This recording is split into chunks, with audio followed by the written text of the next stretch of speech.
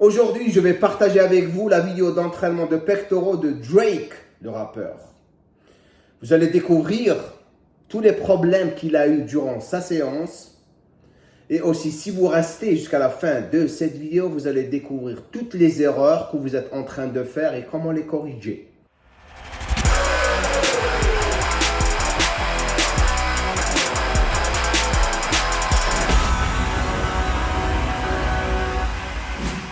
Avant de commencer, bien sûr, j'aimerais souhaiter la bienvenue à toutes les nouvelles personnes qui ont cliqué sur cette vidéo pour la première fois. Le but de cette vidéo, bien sûr, est de partager avec vous toutes les erreurs de Drake qui n'arrive pas à corriger malgré l'intervention de son coach, un coach qui a du vécu et de l'expérience, car vous pouvez voir ça à travers son intervention durant les séries. Mais malgré ça, il a des difficultés.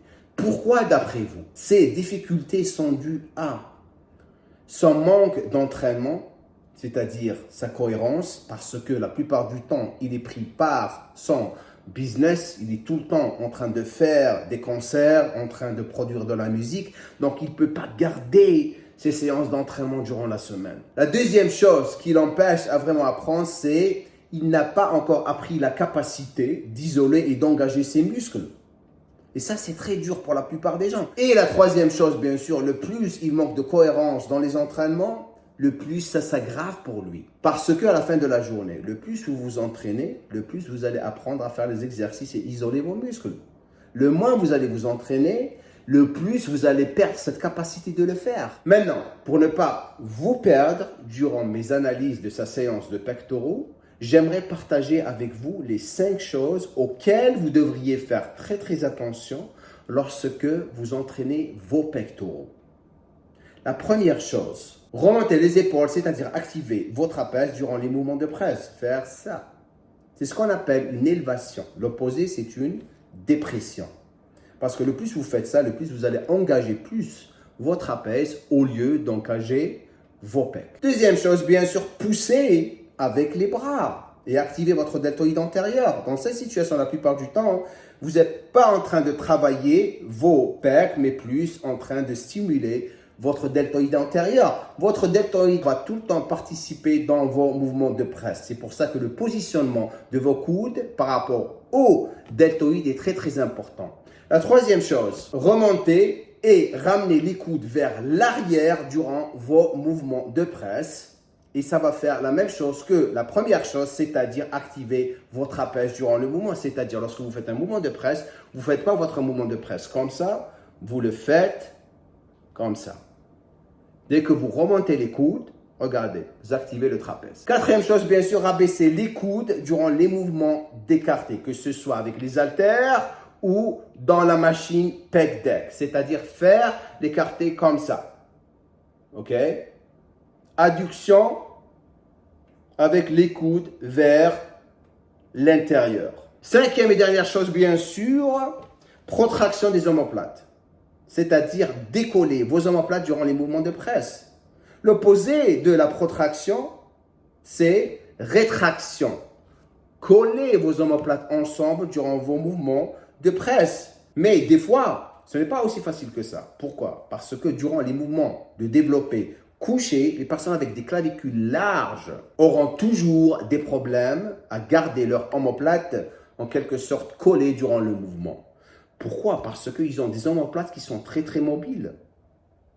Donc, ils vont avoir des difficultés. Et c'est pour ça que la solution à leur problème, c'est de faire leur mouvement de presse dans les machines convergentes. Pourquoi? Parce que vous êtes plus confortable, OK, durant les mouvements de presse assis que lorsque vous êtes couché. Essayez et vous allez voir. Et bien sûr, quelle est la raison derrière garder vos omoplates collées? Simple. Le plus vous rétractez vos omoplates, c'est-à-dire les coller, le plus vous allez engager vos pecs et les activer à faire le travail durant votre séance de pectoraux. Lorsque j'ai analysé le physique de Drake, ce que j'ai remarqué, je suis en train de regarder ses photos en ce moment, j'ai remarqué qu'il avait un torse long et des jambes courtes. Donc c'est un brébiline. Ses bras étaient courts par rapport à sa taille, apparemment il fait 1m80, 1m82. Ses pectoraux étaient un petit peu hauts et perchés, pas très développés. C'est un point faible. Donc, lorsqu'il ne s'entraîne pas, c'est la première chose, avec les bras qui disparaît. Parce qu'il n'est pas cohérent avec ses entraînements. L'autre chose que j'ai remarqué avec son coach, que d'ailleurs j'admire, il est très très intelligent, c'est que le choix d'exercices qu'il a utilisés sont super stratégiques par rapport à son objectif. La seule chose que je ferai, c'est que je changerai l'ordre des exercices. Je vais vous dire pourquoi dans pas longtemps. Donc, avant de vous dire pourquoi, j'aimerais partager avec vous les choses que je prends toujours en considération lorsque je travaille avec quelqu'un, spécialement présentiel. C'est très très important. Ça, c'est pour les personnes qui veulent apprendre de plus en plus. Et c'est ça notre but ici avec ces vidéos. La première des choses, il faut toujours prendre en considération les conflits anatomiques de la personne. Je ne sais pas s'il les a pris, mais d'après ce que je vois, c'est un gars qui sait ce qu'il fait parce que ses techniques sont incroyables. Ça, je parle du coach. Hein. La deuxième des choses que je prends toujours en considération, qui est très très importante pour le travail que je vais faire avec la personne, c'est le travail de mobilité au niveau des articulations. Dans cette situation, l'articulation, c'est les épaules. Ça veut dire quoi? Renforcer et échauffer en quelque sorte la coiffe des rotateurs à travers des mouvements de rotation externe, interne. J'ai déjà parlé de ça auparavant. Parce que la coiffe des rotateurs, c'est ce qui stabilise l'épaule durant les mouvements de presse. Si ces 4 muscles ne sont pas renforcés, vous allez toujours avoir des problèmes d'articulation ici. Rajoutez à ça l'échauffement du biceps, car le tendon du biceps est connecté à l'articulation de l'épaule. Donc, s'il n'est pas échauffé, le tendon va être tendu et irrité. Et ça peut causer aussi des problèmes au niveau de l'articulation. La troisième des choses que je prends en considération, bien sûr, c'est le niveau de la personne, débutante, intermédiaire et avancée. Les débutants vont toujours avoir un problème d'exécution de mouvement, toujours. Ça veut dire qu'il manque de connexion neuromusculaire. Donc, il va y avoir beaucoup de travail à faire en ce qui concerne leur apprendre à isoler et à contracter leurs muscles proprement. La chose que le coach est en train de faire en ce moment avec Drake. Pourquoi? Parce qu'il ne vient pas à ces séances d'entraînement. Il a des difficultés à isoler, comme j'ai dit auparavant, ses muscles. La personne intermédiaire, il a un tout petit peu ce problème. Mais normalement, l'avancé, la plupart du temps, il sait comment isoler et contracter ses muscles. Mais ça reste une question de travail, tout le temps rester à pratiquer, maîtriser les exercices et savoir comment vraiment engager vos muscles sans ramener les muscles synergistes autour de la partie que vous êtes en train de travailler. La quatrième chose, bien sûr, je l'ai déjà mentionné, la capacité de vraiment isoler et contracter les muscles. Ça, c'est important. La cinquième et dernière chose que je prends toujours en considération, bien sûr, c'est le confort durant le mouvement. C'est très important pour moi de voir que la personne que je suis en train d'entraîner est confortable durant les mouvements. Et vous savez très bien que lorsque on n'est pas confortable durant le mouvement, on a tendance à engager plus les articulations que les muscles qu'on est en train de travailler. Et c'est pour ça que l'ordre des exercices que vous êtes en train d'utiliser durant vos séances est très important.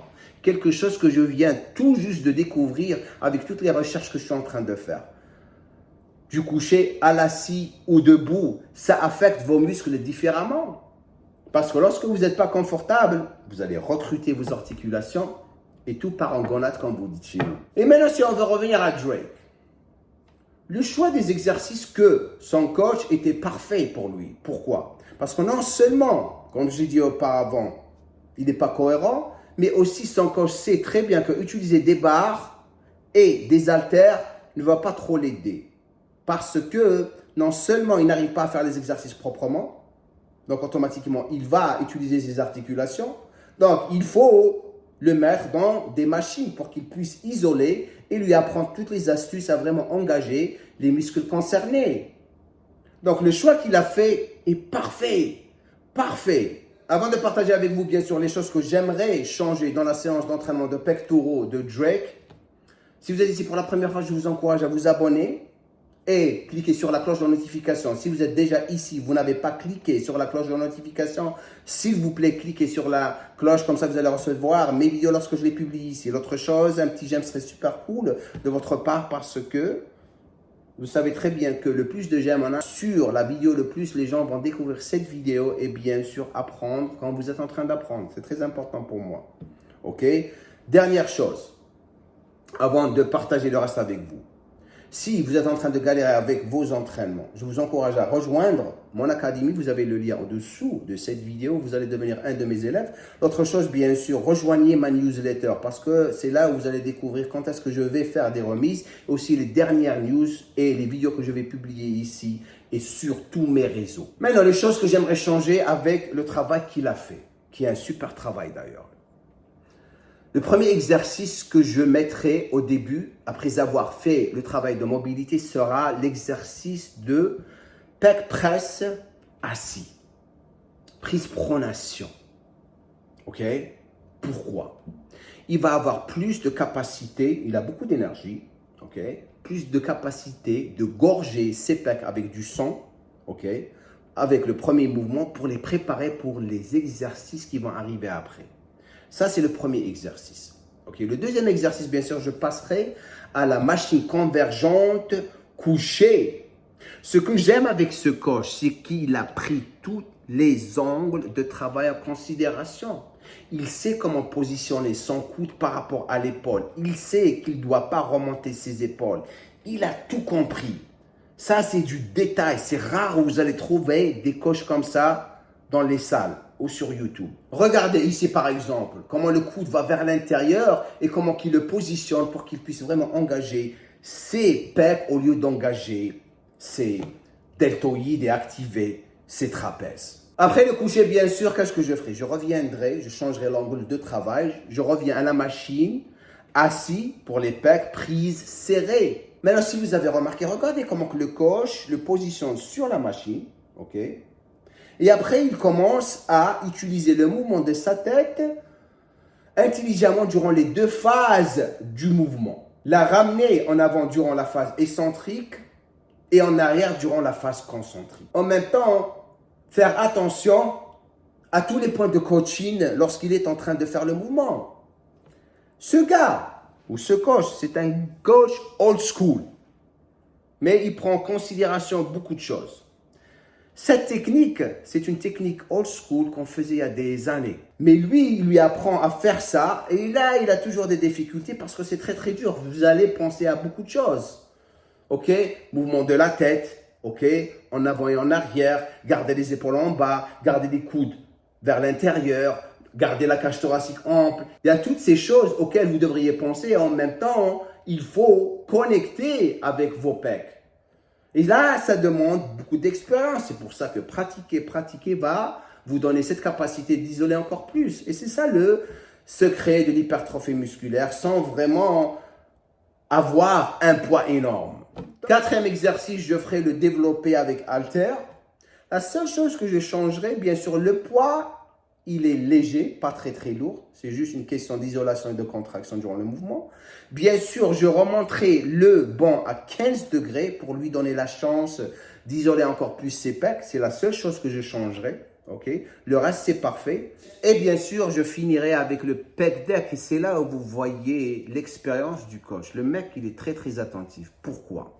Non seulement l'écarté est un exercice qui est très très dur à faire avec les haltères. Mais même avec le pec deck, c'est dur parce que la plupart des gens, ils sont déjà fatigués, ok, s'ils le font à la fin. Un choix pour la plupart des gens, parce que vous n'avez pas besoin de vraiment prendre lourd avec le pec deck. Et la première des choses qui part dans le pec deck avec la plupart des gens, c'est qu'ils descendent le coude en bas. Ils font ça. Ok, ils font ça. Quelque chose que j'ai mentionné au début de cette vidéo et je vous ai dit de ne pas faire. Donc, vous voyez comment il est en train de vraiment le suivre en gardant les épaules en bas. Il a le mouvement de la tête par rapport à la phase excentrique et concentrique, ok? Et il lui dit de garder les épaules en bas. Super coach. J'ai rien à dire sur la vidéo. La seule chose que je pourrais rajouter, c'est que Drake est quelqu'un qui est très très occupé avec son travail. Mais malgré ça, il trouve le temps d'aller s'entraîner et faire un peu mieux que rien. C'est ce que j'encourage tout le monde à faire. Faites quelque chose. Faites quelque chose. Le but de tout ce qu'on fait ici, dans cette chaîne, c'est de vous donner l'opportunité de vraiment comprendre vos techniques d'entraînement. Il y a beaucoup d'informations. Elles étaient mauvaises auparavant, mais maintenant, le plus on avance, elles deviennent de plus en plus mauvaises. La vérité. Donc, choisissez votre source. Prenez en considération tous vos conflits anatomiques. Réduisez le poids. Laissez vos muscles faire le travail. N'essayez pas d'avoir les muscles et les articulations autour faire le boulot pour vous. Parce que lorsque vous commencez à voir ça, vous allez perdre la bataille. Aussi simple que ça. Maintenant, avant de clôturer cette vidéo, j'aimerais vous remercier d'être resté jusqu'à la fin. Ça me fait vraiment, vraiment plaisir. L'autre chose, j'avais ouvert une chaîne de podcast que vous aimez, Jamcast. Je ne sais pas si vous l'avez rejoint. Mais ce que je vais faire, malgré que je l'ai ouverte, je vais publier les podcasts aussi ici, parce qu'il y a beaucoup de personnes qui les demandent et je ne vais pas passer mon temps à dire « Allez sur Jamcast, allez sur Jamcast ». Donc, je vais les publier ici et aussi les publier sur l'autre chaîne. Comme ça, les gens ne vont pas rater les podcasts. Je vais avoir Delavier et Gandil encore dans pas longtemps. On va se marrer comme pas possible. La semaine prochaine, je vais republier Bulk Up avec Chris Keller parce qu'il y a beaucoup de personnes nouvelles qui ne l'ont pas encore vu. Et on n'a pas encore fini le projet. On a eu beaucoup de problèmes avec le Covid. Et je sais que la plupart de vous attendent épisodes 4 et 5 et 6 et 7. Il y a beaucoup d'épisodes. On n'a pas arrêté de filmer depuis longtemps. Donc, je vais publier la première. Je vous encourage à revoir parce que ça va vous motiver et ça va motiver les personnes qui ne l'ont pas vu. C'est très important pour vous. Et on continuera chaque 3 semaines. Je mettrai un épisode comme ça, vous allez vraiment voir ce qui va se passer parce qu'il y a tellement de vidéos qui vont venir. Donc, j'aimerais changer un petit peu le style. Comme ça, vous allez vraiment apprendre de plus en plus à travers les informations que je vous donne et comme ça, vous n'allez pas vous ennuyer. OK? Comme je dis à la fin de chaque vidéo, Little good.